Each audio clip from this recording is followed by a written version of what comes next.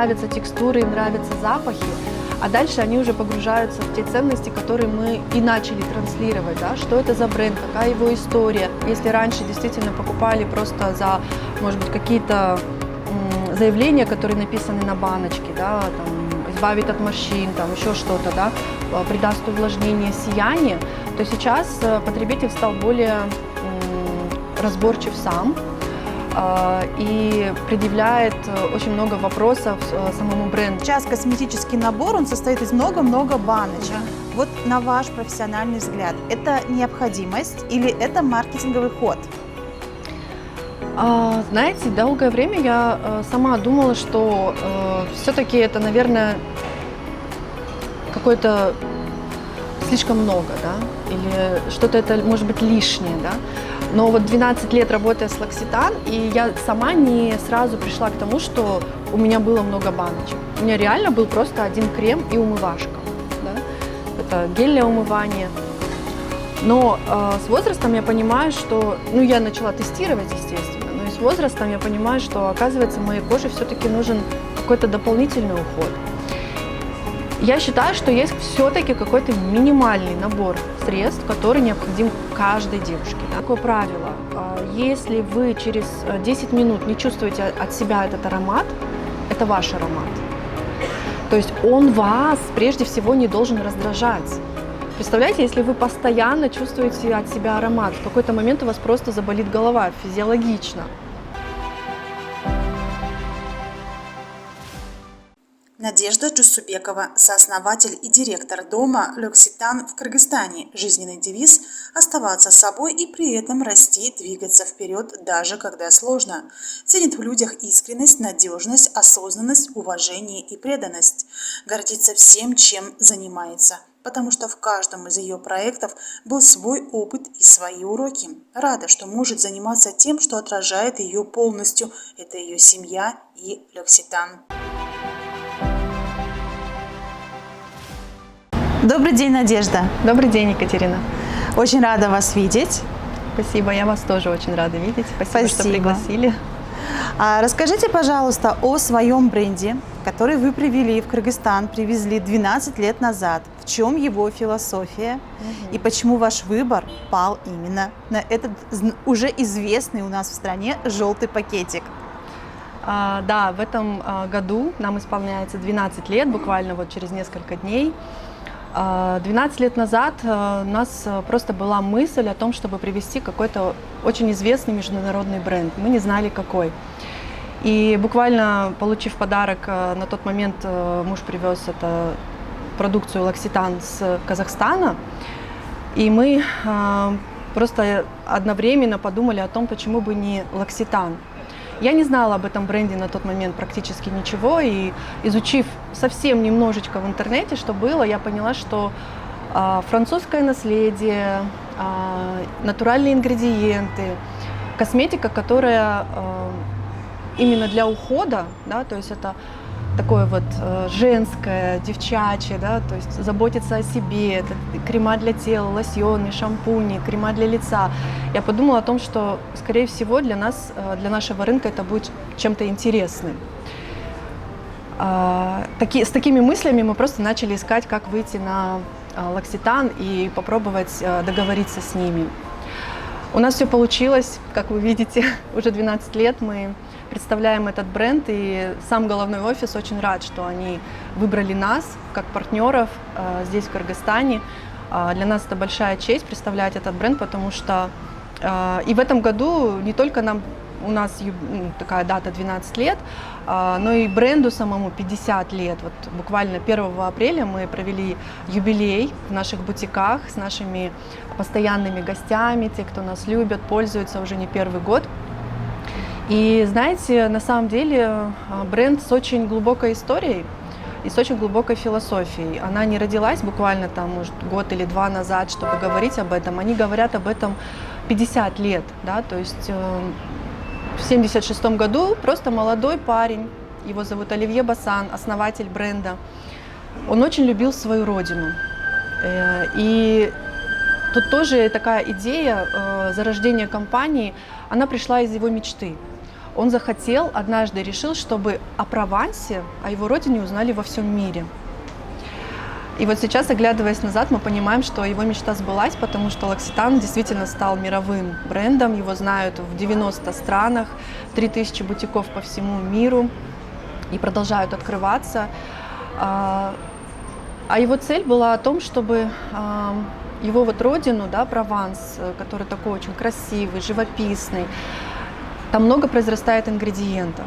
И сам стиль жизни, на самом деле, в Провансе у людей, он такой очень размеренный, да, у них есть даже особое название «искусство жить», по-французски «art de vivre». То есть люди живут такой неспешной, размеренной жизнью, буквально наслаждаясь каждой минутой. И вот эти вот все моменты он просто решил вложить в свою косметику. Но начинал он, конечно же, не с косметики прямиком, да, первое, что он сделал, это он производил эфирные масла. Первое его эфирное масло было из розмарина, потом лаванда и многие-многие другие. Продавал это на рынках Прованса, и для него это стало успехом. И буквально дальше он стал думать о том, чтобы производить уже косметику. Сейчас мы можем говорить о том, что с помощью этой косметики люди буквально переносятся в Прованс, да, вот в этот живописный уголок, вот этот размеренный образ жизни. И мы как раз-таки пропагандируем вот этот вот slow life, да, искусство жить, когда вы привычные, какие-то регулярные действия, возможно, делаете на бегу, даже принятие душа, да, а с нашими средствами они становятся каким-то ритуалом красоты, ритуалом наслаждения, потому что запахи, текстуры, все это вот буквально погружает вот в эту атмосферу. И у бренда философия, она очень глубокая, и там очень много разных, так сказать, направлений, но основное, наверное, я бы назвала, ну и компания это сама называет, воссоединить человека с природой. Замечательно. Да. Сразу ли прижился этот бренд в Кыргызстане, или вам пришлось что-то менять, пробовать аудиторию, привозить какие-то особые для кыргызского потребителя товары? Нас, наверное, заняло, может быть, 3-4 года, прежде чем бренд стал узнаваемым. Да? То есть, когда мы только привезли его, только те люди, которые покупали уже его в других странах, они видели и говорили: о, неужели в Кыргызстане открылся? Или же иностранцы, особенно французы, проходили мимо, заглядывали на наш логотип и такие: это правда L'Occitane? Заходили и спрашивали, не подделка ли это? Было немножко смешно, да? Мы на самом деле рисковали в том плане, что действительно мы не знали, насколько люди к нему пойдут, да? Но вот наше желание внутреннее, наверное, это все и решало, да, потому что мы сами влюбились, мы сами поверили в то, что этот бренд очень классный, в то, что он действительно с глубокими ценностями. И, как я уже сказала, наверное, 3-4 года, когда мы просто, так сказать, плыли, да, прощупывали почву, кто-то понимал, кто-то не понимал, кто-то говорил дорого, кто-то, ну, в общем, разные отзывы мы получали, да. Но больше, наверное, прорыв для нас стал тогда, когда мы стали создавать, так скажем, комьюнити людей, которым близка это же самая философия, да, то есть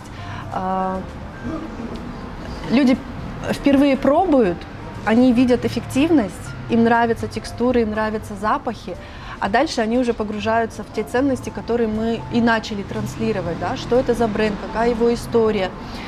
У L'Occitane очень глубокая и сильная поддержка от головного офиса в плане маркетинга, обучения, то есть мы все материалы получаем оттуда, то есть мы не оставлены сами, да, в одиночку, как хотите развивайте, наоборот, они нас очень-очень сильно поддерживают в этом плане. И по мере нашего, так сказать, работы, да, мы все больше и больше сами погружались в историю. У каждой коллекции есть своя история производства этой коллекции, да, почему именно она, почему именно этот ингредиент выбран. У L'Occitane нет такого, что вы сами выбираете, что вы хотите привозить из ассортимента. Если говорить, адаптировали ли мы продукцию под местный рынок. Нет, такого нету.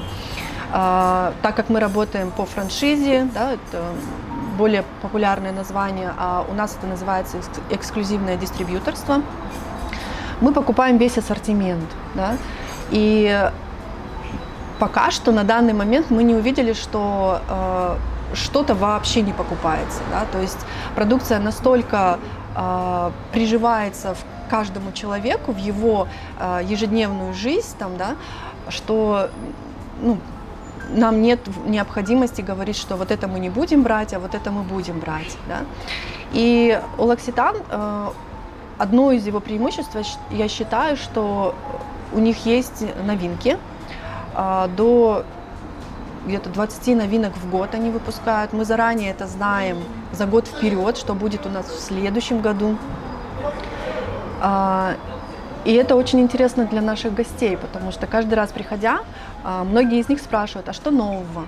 Да? То есть они уже готовы, они ждут, да, что какие-то новые текстуры или какие-то новые запахи выходят, да, в тех же, может быть, существующих коллекциях, но выпущена та же самая коллекция, но с новым запахом, и это будет лимитированная коллекция. И вот эти вот лимитированные коллекции, они вот и подогревают дальше интерес наших гостей, да? И это становится им тоже очень живо, да, и интересно приходить вновь и вновь в наши бутики. Насколько разнообразна продукция, что можно у вас приобрести? У нас уходовая, то есть вы найдете все для лица, для кожи лица, для кожи тела, для кожи волос, для волос, для рук отдельно, для ног, да, то есть выделяются, так скажем, части тела, и специфично производится эта продукция для этой зоны. Да. Также, конечно, как любая Франция, не может быть без ароматов. Естественно, у нас есть и парфюмерная коллекция. В этом году она обновилась и каждый год пополняется какими-то новыми запахами, ароматами. Но есть, конечно же, устойчивые, те, которые у нас из года в год остаются постоянными. Ваш бренд – это полностью естественные органические компоненты. Насколько важно, чтобы вот такой состав был для кыргызского покупателя? В последнее время очень важно, потому что люди стали более осознанны в этом. Если раньше действительно покупали просто за, может быть, какие-то заявления, которые написаны на баночке, да, там, избавит от морщин, там, еще что-то, да, придаст увлажнение, сияние, то сейчас потребитель стал более разборчив сам, и предъявляет очень много вопросов самому бренду, да, то есть наши консультанты, они должны знать, для чего каждый ингредиент, да, и потребители, они вот как раз-таки часто задают эти вопросы, а за счет чего работает этот крем, да, что в составе, да, и если там есть что-то ненатуральное, то есть сразу возникают вопросы, но это не к нашему бренду, да, потому что у нас это натуральные ингредиенты, да, и есть некоторые ингредиенты, которые органического происхождения. Здесь немножко есть разница в натуральный ингредиент и органический, да, к органическим предъявляется больше требований, так же как с самого начала посева ингредиентов, да, то есть там следится специальная комиссия, следит за этим, как они произрастают, и выпускается сертификат. В международном мире в мире это Экосерт или еще какие-то независимые организации, которые ставят такой вот лейбл, что это органический ингредиент или органическая формула. И вот наши потребители, они, конечно, сейчас смотрят на составы. И это очень-очень хорошо на самом деле, потому что многие бренды сейчас и как раз-таки и выбирают натуральные составы, потому что люди, в принципе, просто устали от всего химического, натурального. Как вы наблюдаете, насколько сейчас избирателен наш покупатель в таком плане? Какую чаще всего косметику берут? Общую, скажем так, общего профиля для чувствительной кожи, антивозрастную? Долгое время мы на самом деле приучали наших гостей как раз-таки разбираться в этом, да, потому что чаще всего просто просили крем для увлажнения, да, или там крем от морщин. В L'Occitane на самом деле это все очень детально и подробно, да, и наши консультанты, они как раз-таки помогали нашим клиентам разобраться, что с их кожей происходит, в каком возрасте, да, что есть типы кожи, есть разные состояния кожи, что важно это диагностировать на определенном этапе жизни, да, и подбирать эту косметику именно с этими условиями. Когда мы только открылись, мы действительно были, возможно, только один магазин, я не буду утверждать 100%, где была продукция в тестерах, да? То есть у нас все, мы говорили, у нас все можно попробовать. Мы проводили ритуалы для лица, так называемые, да, когда, например, если человек приходил к нам с потребностью крема для лица, мы его не отпускали, прежде чем человек не попробует это на своей коже. Даже если человек просто хочет крем для лица, мы говорили, пойдемте, присаживайтесь, сейчас мы для вас проведем, протестируем нашу линию, да, нашу коллекцию. Даже если вы возьмете крем для лица, мы вам сначала очистим кожу, протонизируем, нанесем там сыворотку, уход за кожей вокруг глаз и в конце крем. Да. То есть мы показывали, что есть вот эти вот все средства, да, они с разным назначением, и на самом деле они, ну, в минимальном таком количестве каждой женщине, каждой девушке нужны. Более того, даже мужчины стали в этом разбираться, потому что мы и им тоже проводили такие ритуалы, и они такие говорили, о, умывашка, оказывается, еще есть, а я просто водой там или мылом умываюсь. И долгое время вот мы обучали, да, что есть вот такие вот средства, и все это можно у нас протестировать. И когда человек после этой процедуры реально убеждался, что ему нравится запах, текстура, как она ложится, да, он даже мог просто походить, да. Если человек не готов был даже сейчас купить, мы ему давали вслед еще домой пробнички, да, вот из той же коллекции вы можете дома дальше еще там 2-3 дня попробовать. Все вас устроит, мы будем рады вас встретить снова и продать вам тот продукт, который вам понравился. Сейчас на самом деле вот рынок уже, мне кажется, перенасыщен, да, вот информацией, да, о том, что есть сыворотки, есть там для каждой зоны тоже на лице отдельный продукт. И люди стали в этом тоже разбираться. Да?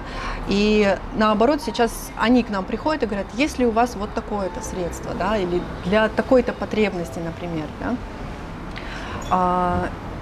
Поэтому вот так вот время эволюционирует, люди меняются, и это хорошо. То есть все вот эти тенденции, они на самом деле к лучшему. Да? То есть мы видим сейчас, что люди стали более осознанны.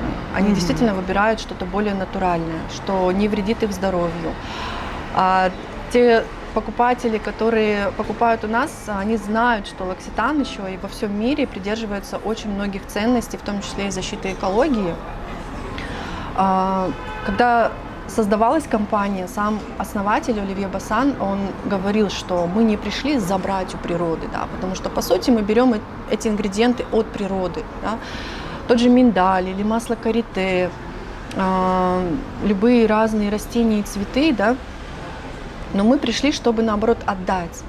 И L'Occitane сотрудничает с фермерами на протяжении долгих-долгих лет, заключает контракты на 10 и более лет. Например, там, с миндалем контракт уже очень-очень долгий с одним и тем же поставщиком, фермером Жан-Пьер Жабер. Да. То есть на одном и том же поле, на одной и той же земле выращивается. На одной и той же земле, все верно. Более того, если говорить про миндальную коллекцию, вот много-много лет назад, как раз это были вот 70-е, 80-е годы, миндальные деревья – это вот часть пейзажа Прованса тоже, да, так же, как и лаванда, например, да. И урожай, вот миндальные орехи, они не были в цене, то есть они были не очень прибыльным бизнесом, так сказать, для фермеров.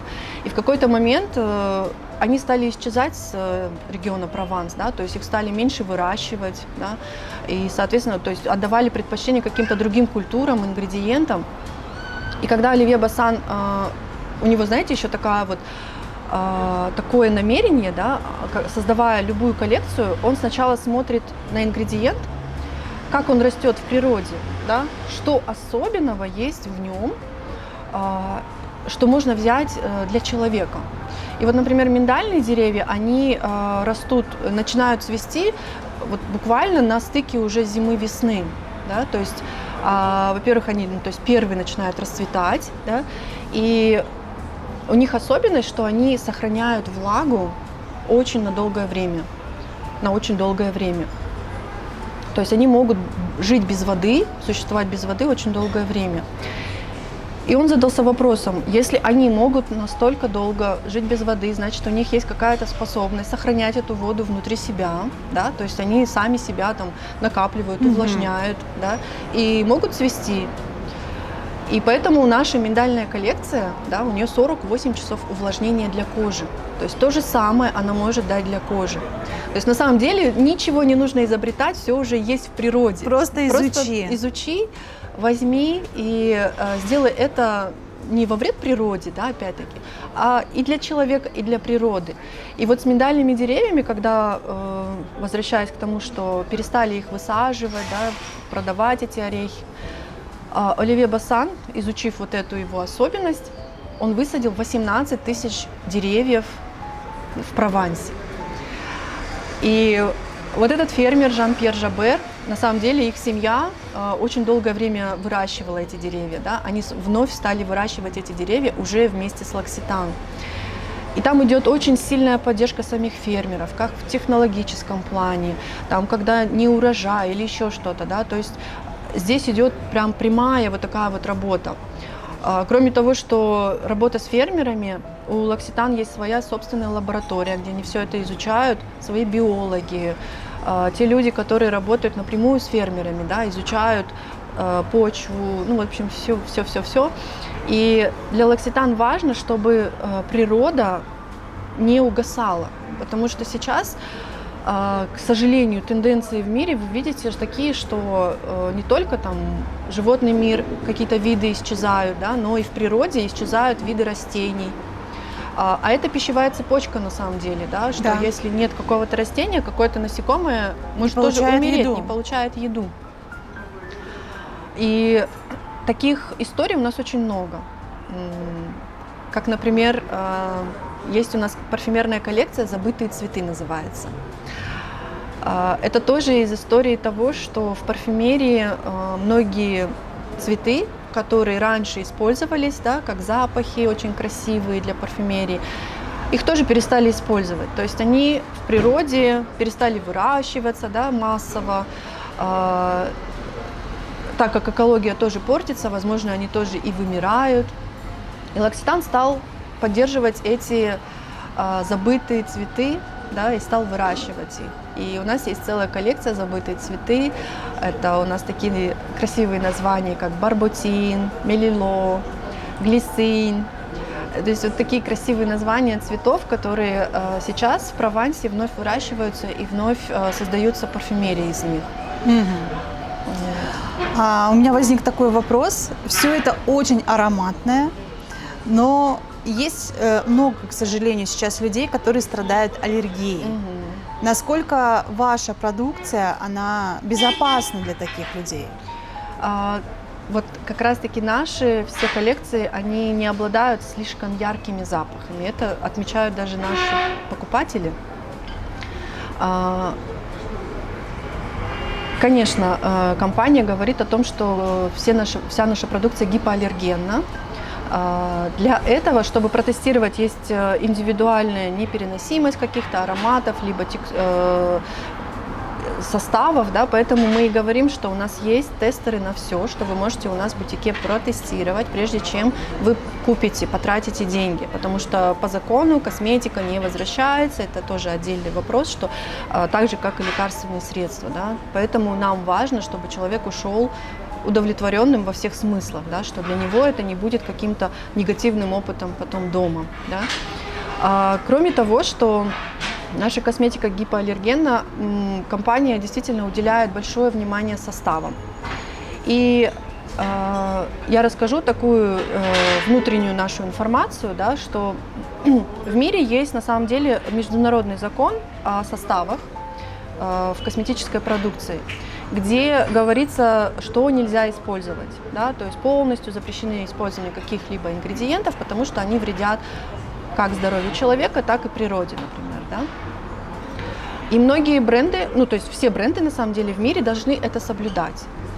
Но L'Occitane пошел дальше, и для себя они создали второй уровень, да, где они выделили 3 категории составов, ингредиентов в составе, да, что мы используем свободно, так сказать, да, мы можем это использовать, что не вредит человеку, что мы используем в умеренном количестве, то есть это противоречивые ингредиенты, то есть кто-то говорит, что это вредит, кто-то говорит, что не вредит, но в маленьких количествах ничего страшного, да, то есть есть такое.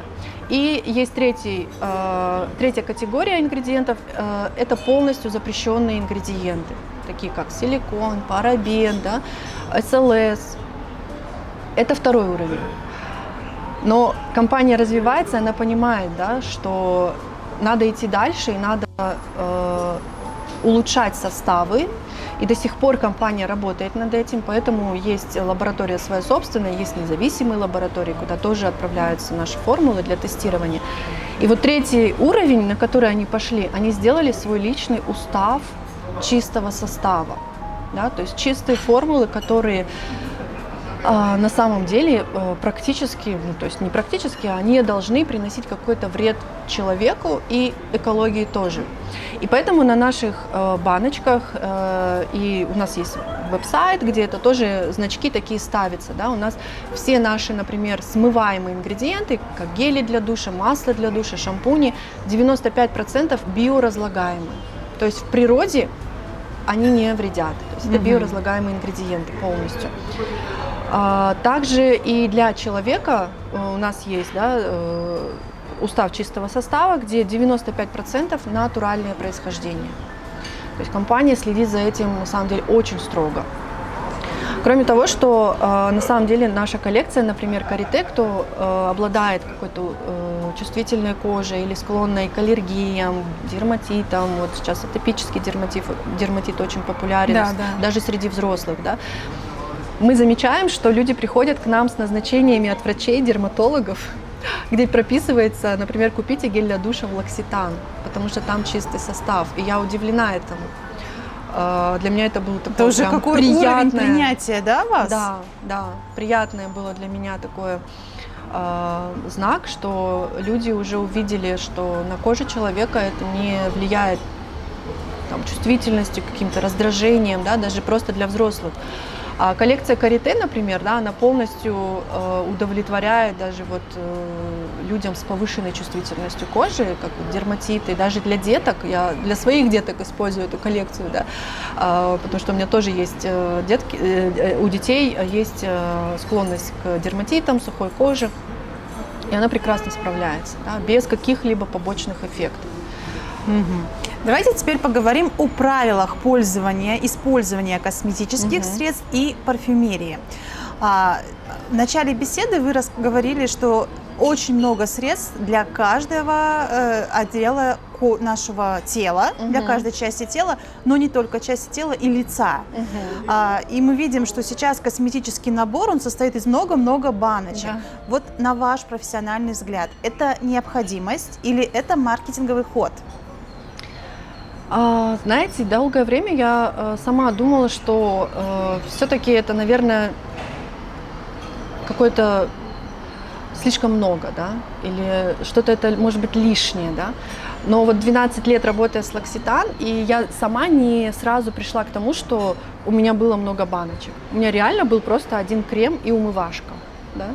Это гель для умывания. Но с возрастом я понимаю, что, ну, я начала тестировать, естественно, но и с возрастом я понимаю, что, оказывается, моей коже все-таки нужен какой-то дополнительный уход. Я считаю, что есть все-таки какой-то минимальный набор средств, который необходим каждой девушке, да? Прежде всего, это гель для умывания, да? Но я сейчас пришла еще к тому, что должно быть двойное очищение. Сначала масляная текстура, потом вот гелевая, либо кремовая текстура, да, потому что все мы сейчас защищаемся от солнышка, да, а это SPF-крем. SPF-крем смывается только масляными текстурами. Кроме того, что макияж любой, а загрязнение экологии еще, которое ложится на нашу кожу, тоже смывается только масляными текстурами. Это, к сожалению, не или, к счастью, не маркетинговый ход, это действительно физические такие вот факторы, да, которые мы не можем игнорировать. Потом мы умываемся, да, завершаем после масляной текстуры гелевыми текстурами, либо кто-то любит пенки, кто-то любит кремовые текстуры. Это как второй этап очищения, да, уже смыть все остатки. Тоник необходимый, действительно. Все любят сейчас разные варианты тоников. Сейчас есть и спрей, ну не у нас только классический вариант тоника, да, но он тоже важен. То есть, когда мы все это смыли, да, мы потеряли защитный барьер кожи. Это важно, да, восстановить его. Тоник обладает этой функцией. Кроме того, что он подготавливает кожу для лучшего принятия дальнейших средств уходовых уже, да. Далее, очень хорошо было бы иметь сыворотку, да. Здесь как раз-таки мы и говорим, если есть, вот здесь вот выбор человека, да, и мы спрашиваем, в чем его основной запрос по коже, да, что он хотел бы улучшить в своей коже. Если у человека есть специфический запрос, например, такой как пигментация или борьба с морщинами, или что-то еще такое, или там, не знаю, может быть, сильно чувствительная кожа, да, один крем на самом деле, к сожалению, не справится. Поэтому сыворотка – это более концентрированная формула, прям вот, можно сказать, выжимка из растений, да, если это натуральный состав, которая будет лечить. То есть это прям лечение. Да. В нашем случае мы про это и говорим, что вы лечите свою кожу именно сыворотками. Вот тут есть еще дополнительные средства, называются они бустеры, либо там еще эссенции, да. Вот тут тоже, если человек бюджет позволяет, он может их добавить, но это уже не необходимость, да, это уже как бы смотрит человек на свое желание и возможности купить. И завершается все это, конечно же, кремом, потому что крем – это уже как окончательный этап ухода за кожей лица, который дает защиту, да, и нужное увлажнение кожи лица. И закрывают как раз-таки сыворотку, которая должна быть закрыта, потому что состав обычно у сывороток летучий, и чтобы он не испарился с кожи, да, а именно пошел внутрь, нам нужен крем. Как фиксатор. Как фиксатор, можно так сказать, да. Как часто нужно и можно менять косметический продукт? Я бы так сказала, на своем опыте, если вы точно подобрали себе крем, да, и вы видите от него результат, но результат вы увидите на натуральных составах минимум через 3 месяца. Да. Конечно, вы увидите моментальный результат в плане хорошее увлажнение, там, да, возможно, даже сияние, да, впитываемость хорошая, запахи, да, вот эти вот моментальные результаты, они, безусловно, есть. Но если вам нужно, опять-таки, лечение какое-то, да, там тоже лечение от пигментации или антивозрастной эффект, ну, правда, не может быть эффект за один день или за одну неделю. Для этого нужно коже, да, время дать, да, так же, как и вы, если вы лечите какую-то болезнь, вам тоже нужно там месяц пропить какие-то лекарства, там, витамины, да, и увидеть этот эффект. Да. Также и с кожей, то же самое, вы просто наносите это снаружи. И здесь важно, что действительно вы, если вам нравится вот текстура, запахи, вы видите там через 3 месяца уже первые результаты, например, да, то в принципе менять и не нужно. Да. У нас продукция такая, что кожа она не привыкает, да, к продукту, то есть это не синтетические составы и формулы, да, она просто находится под таким вот витаминным комплексом, так сказать, да, когда вы насыщаете ее каждое утро, каждый вечер. Так же, как прием витаминов, да, если вы, в принципе, прекратите принимать, да, то, к сожалению, из-за экологии или же из-за образа жизни, да, потому что наше питание, оно не совсем полноценное, да, мы можем там находиться в загрязненном воздухе, да, это все влияет на кожу. Вот, поэтому здесь вопрос лишь в том, что нравится вам этот крем, пользуйтесь им сколько вам захочется. Теперь давайте про парфюмерную линию. Насколько она дополняет общий ассортимент вашего бренда? Это может ли считаться, если мы используем все одного вида, все одного бренда, может ли это считаться как таким завершающим штрихом? И какие сейчас наиболее популярные ароматы вот этой весной? Парфюмерная коллекция занимает достаточно твердую позицию в L'Occitane, так как Франция не может быть без ароматов. Но кроме ароматов, L'Occitane дополняет всю парфюмерную коллекцию еще и одноименными и по тому же запаху гель для душа, молочко для тела, крем для рук. Да? То есть это целый уход парфюмерный уже для тела. Да? И здесь мы говорим о том, что если вы пользуетесь одним ароматом, да, то чтобы продлить его стойкость, да, как раз-таки гель для душа, молочко для тела, они могут усилить звучание аромата на теле, да, потому что это все идет в одном запахе. Кроме того, что если вы используете аромат, очень важно увлажнять кожу. Да? Интенсивность аромата будет зависеть еще от этого. То есть если ваша кожа сухая, просто аромат проникнет внутрь и не будет источать свой аромат наружу. Для этого нужно увлажнять кожу. Какие сейчас ароматы популярны, я скажу, опять-таки, исходя из наших гостей, потребителей, да, у нас любят наши ароматы, которые называются Османтус, Neroli орхидея. Я произнесу на русском, сейчас у нас название на самом деле на французском, да, Османтус абрикот, Neroli орхидея. Почему-то эти два аромата сейчас очень популярны. И многие девушки выбирают их за такое сладкое звучание. Ну, я так назову сладкое, это как бы, когда к нам клиенты приходят, они говорят, я хочу аромат. Я говорю, хочу сладкий или хочу цитрусовый, да, вот у них как-то вот разделяется между сладким и цитрусом. Конечно же, нельзя называть ароматы сладкими, да, потому что, по сути, это как бы чисто субъективное такое восприятие, да, все равно. Но есть цветочные ароматы, это вот из категории цветочных ароматов. Османтус, мне он самой очень нравится, потому что цветок османтус есть, он произрастает в Китае, в провинции Гуйлинь. И этот цветок, он считается для них таким символичным. В сентябре у них есть семейный праздник. У китайцев вообще же очень много таких обрядов, да, тоже семейных каких-то традиций, празднований. И вот в сентябре у них есть праздник семьи, где они все собираются на улицах, да, идут. И вот османтус является частью этого празднования, да, и сам цветок, он, его ассоциация такая про радость, про счастье, про семейные узы. И, видимо, у нас, может быть, люди хотят вот этого и радости, счастья испытывать в каждом дне, что они выбирают этот аромат, потому что ароматы человек выбирает не случайно, да, он выбирает их по внутренней потребности, да, что ему важно. По запросу. Да, по внутреннему запросу, абсолютно правильно. А если у человека есть такая потребность испытывать это, да, то он находит это в аромате. А зная историю, да, например, почему османтус так пахнет и почему его используют в каких-то таких вот празднованиях, да, то мы можем понять внутренний запрос человека тогда, да, от обратного. Вот. Neroli орхидея – это тоже такой очень интересный аромат, он про женственность, он про красоту, он про раскрытие женственности, потому что Neroli – это цветы апельсинового дерева, да, и они являются афродизиаком.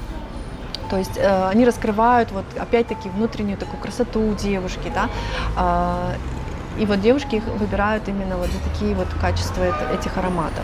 Но есть у нас очень популярные тоже, которые тоже не спадают, так сказать, в спросе. Это наша Fleur de Cerisier, раньше мы ее назвали вишневый цвет, и роза.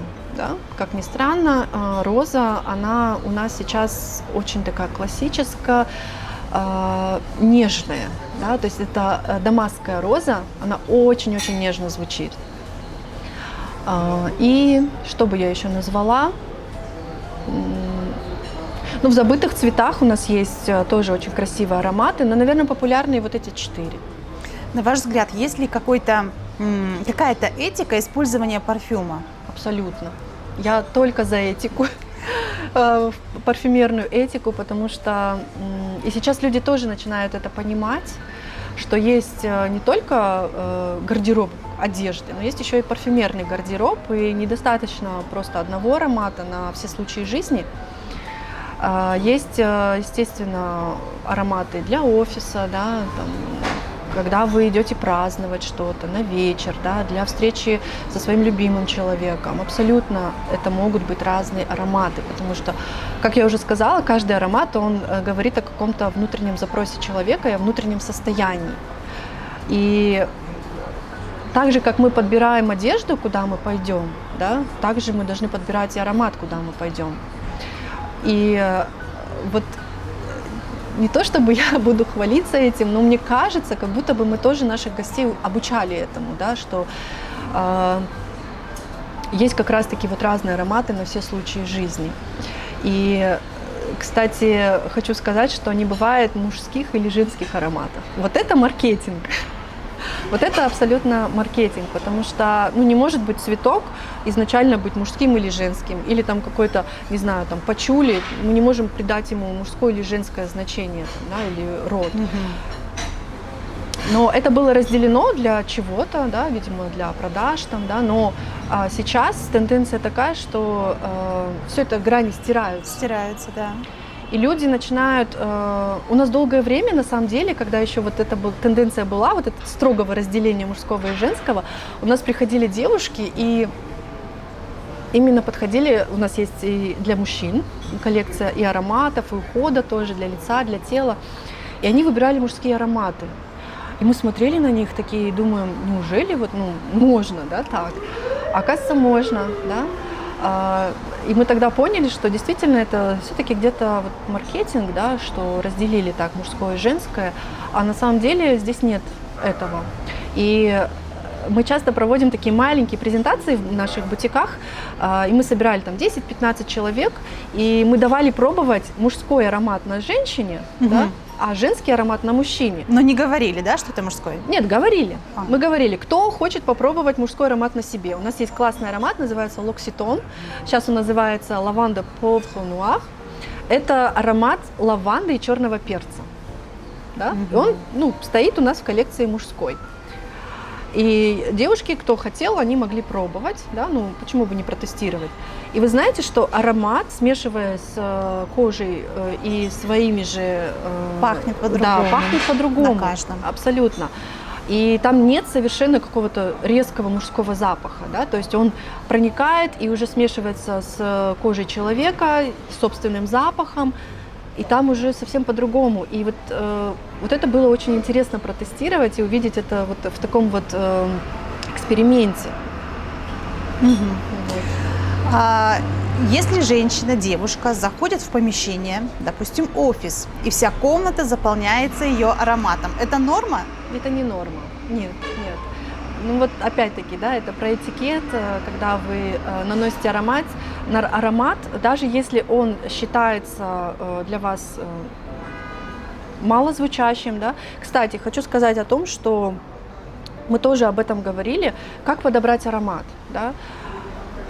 И мы тоже даем пробовать здесь же, в бутике. Вы попробуете на блотере, на своей коже этот аромат, какой вам понравился, да. И если он вам понравится, вы можете купить, да, то есть у нас нету там всех запечатанных, и вот мы только объясняем на словах, нет, абсолютно. Мы даем даже время человеку пойти прогуляться 10 минут, если у него есть, там, посмотреть аромат именно в движении, да, это очень хорошее, воздухе, кстати, вернуться. решение. Да, и на самом деле есть такое правило, если вы через 10 минут не чувствуете от себя этот аромат, это ваш аромат. То есть он вас прежде всего не должен раздражать. Представляете, если вы постоянно чувствуете от себя аромат, в какой-то момент у вас просто заболит голова физиологично. И это на самом деле такое правило есть, да, и в этикете, и в парфюмерии, что если вы нанесли на себя аромат, ну, вначале вам он понравился, вы его уже нанесли на себя, через там 10-15 минут вы его не чувствуете, это абсолютно ваш аромат, берите, да. И, соответственно, другие люди могут его чувствовать, да, но вы можете его не чувствовать. И возвращаясь к вопросу о том, что важно в офис выбирать, конечно же, не назойливые ароматы, это очень-очень важно. Да? И наносить их на себя не с ног до головы, да, а буквально там чуть-чуть на определенные зоны пульсирующие, да, за ушками, на запястье, можно на локтевой сгиб, да, чуть-чуть сюда. Расскажите, пожалуйста, о том, с чего вы начинали, вернее, как вы начинали. Насколько это сложно привести в Кыргызстан вот такую же крупную и известную франшизу? И что нужно сделать, самое главное, для того, чтобы она прижилась? У нас не было опыта, на самом деле, ни в розничной торговле, когда мы начинали, ни тем более в розничной торговле косметикой. То есть мы абсолютно из других сфер, областей предыдущего опыта. Но когда мы начинали, мы вот зажглись идеей привести качественный бренд нашим кыргызстанцам, чтобы они вот не ездили где-то по миру, да, и покупали там вот эти европейские бренды, да, и только там чувствовали связь с международным миром, а чтобы это было доступно и у нас в Кыргызстане. И, наверное, вот такая вот внутреннее наше намерение и внутренняя наша амбиция, и не побоюсь этого слова, наверное, мечта, да, она вот привела нас к тому, что L'Occitane посмотрел на нас как на потенциальных партнеров. И из истории нашей, когда мы подписали контракт, ну, они, в принципе, мы поехали в Женеву встречаться с ними, да, чтобы они нас увидели вживую, чтобы мы увидели офис их, как они работают. Они нам рассказали много-много чего тоже интересного.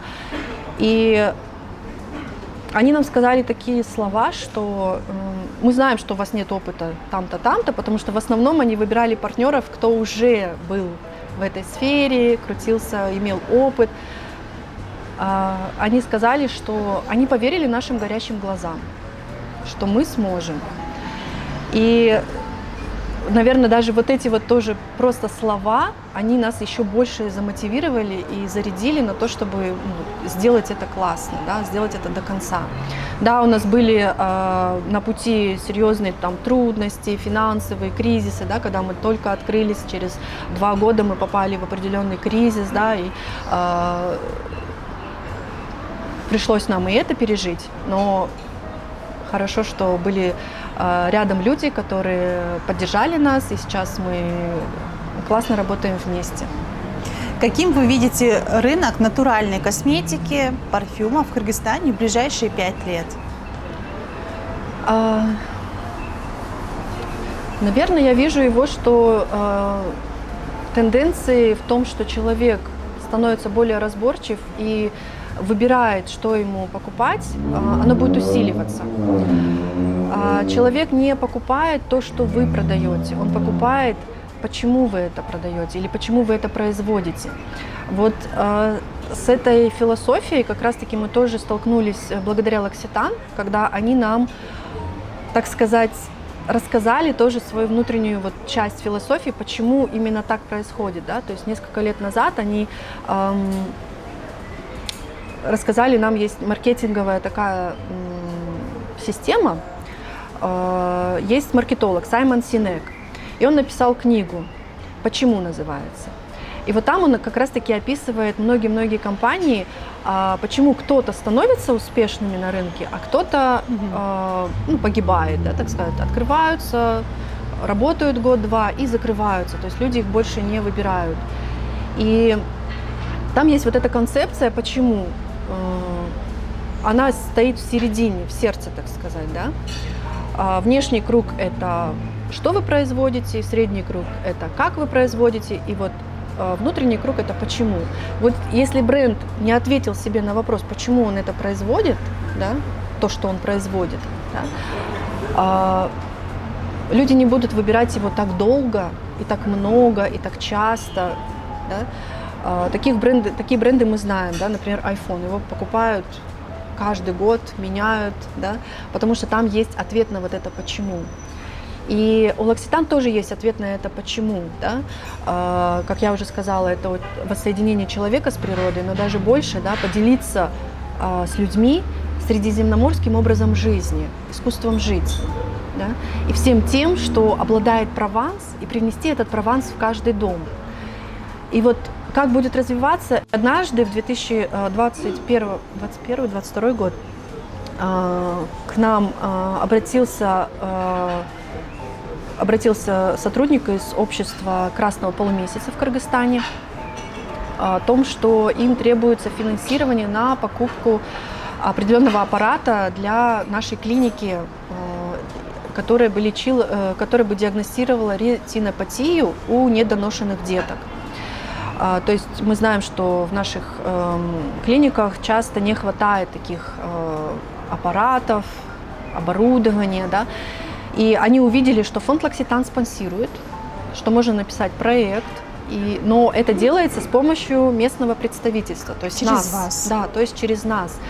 И мы пришли навстречу, нам все это рассказали, что есть такая потребность, что ретинопатия 4 года назад практически у нас не диагностировалась, да, то есть недоношенные детки рождались, и вот именно уделить внимание глазкам, да, как будто бы было не на первом месте, да, там запустить легкие, какие-то внутренние органы, потому что, весь недоношенный ребенок, он под риском, все органы, да, страдают.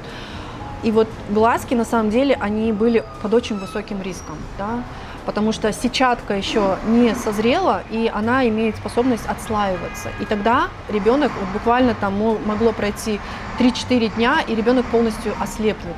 Да, и это необратимый процесс уже, ребенок с детства инвалид. И мы написали проект совместно с Красным полумесяцем, и фонд L'Occitane поддержал нас, выделил средства, хотя там был тоже бюджет, мы попросили у них даже чуть больше для покупки оборудования, это был офтальмоскоп, для диагностирования и лечения вот прям первых стадий, 1, 2, 3 стадия ретинопатии, а есть 5 стадий, да, вот 4, 5 это уже прям счет идет на часы.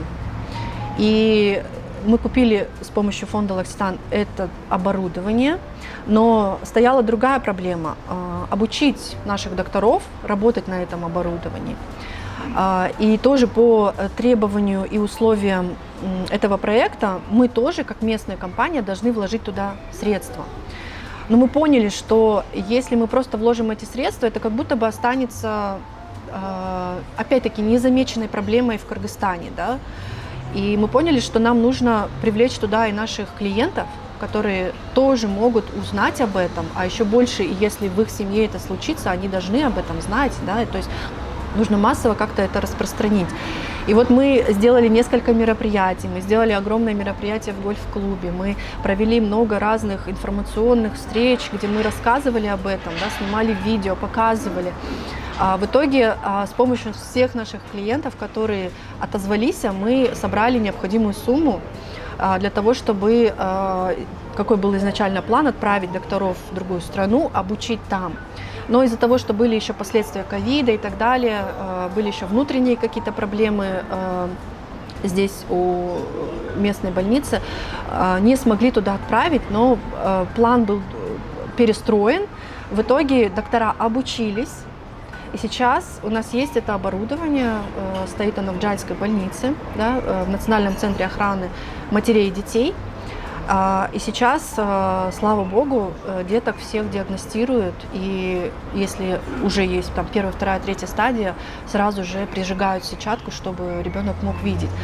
Но кроме этого мы видим, что и государство обратило на эту проблему больше внимания, и в перинатальный центр купили огромное оборудование, которое стоит, но это уже за счет тоже других фондов, которые помогли, более серьезное оборудование, которое лечит и другие стадии, потому что раньше детей приходилось возить то в Алмату, то в Санкт-Петербург, а недоношенные детки, они вообще под риском, да, их перевозить очень сложно. Вот, таким образом мы немножко помогли в этой сфере. Это очень хорошее такое социально значимое действие. Большое спасибо вам за это интервью, Надежда. Успехов вам. Спасибо вам, Екатерина. Спасибо. Всего хорошего. Спасибо. Ну а мы благодарим ресторан «Фрунзе» за предоставленное место для съемки.